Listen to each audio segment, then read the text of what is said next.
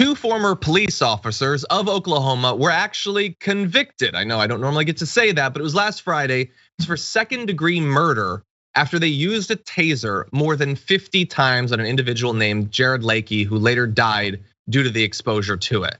Prosecutors said that the repeated use of the tasers by the former officers, Brandon Dingman and Joshua Taylor, was, quote, dangerous and unnecessary during their encounter, which was back on July 4th, 2019. It was also ruled to be a substantial factor in the death of Mr. Lakey, who stopped breathing and became unresponsive shortly after he was taken into custody by the officers.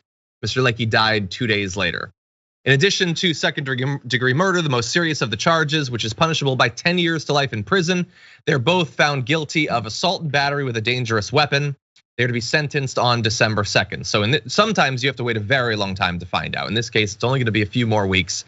We found out from a medical examiner's autopsy report that Mr. Lakey had an enlarged heart and critical coronary artery disease before he died. The report listed the officer's use of electrical weapons and restraint as contributing to Mr. Lakey's death. So this is, weirdly enough, this has not been big news, this particular case. I don't think, like, New York Times did have a write-up about it. I didn't see it taking over, mainstream media, despite the fact that how rare is it that cops actually are successfully convicted of murder, no matter how extreme the circumstances. Yeah, we've gotten here at this point. Now, by the way, tasers, which they'd classify as non-lethal forms of weapons or non-lethal forms of controlling someone, it's lethal here. I'm sure they know that. And also, after you use it this many times, maybe you need to get retrained, because you use that taser 50 times on a man, and maybe your defense is that you needed to in order to control him. What was he doing upon being tased that made you go, I need to use this thing again? It's not working, right? According to probably, I guess, your thought process. Or maybe you just wanted to just absolutely savagely destroy someone because you had some kind of anger, you're having a bad day, you don't like what he said to you, you don't like what he did. But it's this repetition and how many times you're gonna use this kind of, quote, non-lethal weapon on someone over and over and over again.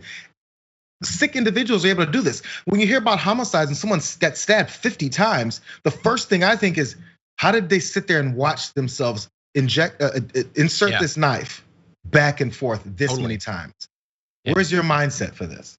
100%. By the way, people are saying less lethal. No, like if I can speak for Jayar, no, that's the point that Jayar is making, is that they call these non-lethal. They're not non-lethal. They are in the perfect, like, scientific setting can be non-lethal, but there are situations in which they are very dangerous. Actually, let's talk more generally. We're gonna zoom out.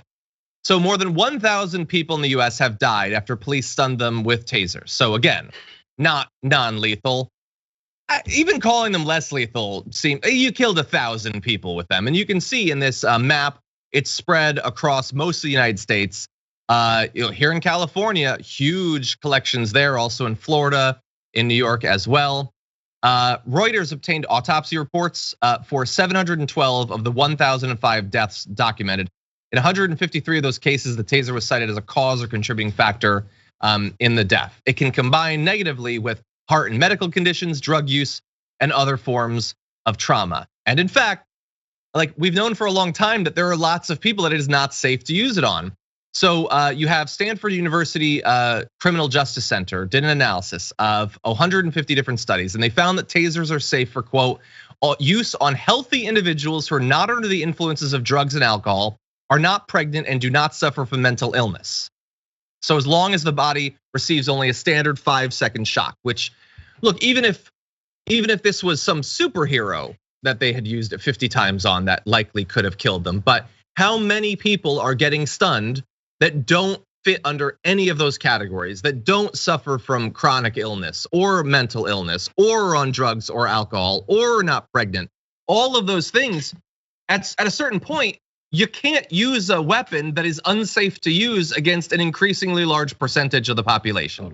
So I hope that will someday be the takeaway. But as of right now, we're gonna continue to see these death numbers go up year after year. No, because it's cooler to sit there and tase someone. It's more exciting for them to sit and tase someone. So they're gonna try and circle the wagons and make sure they can continue to do this because they're afraid somehow in these situations when they're the person over the top of someone 50 times. Yeah. Did it work? Did it work? Oh, at least in this case, it had to be so over the top to get through and have the cops be convicted, but at least in this case it did.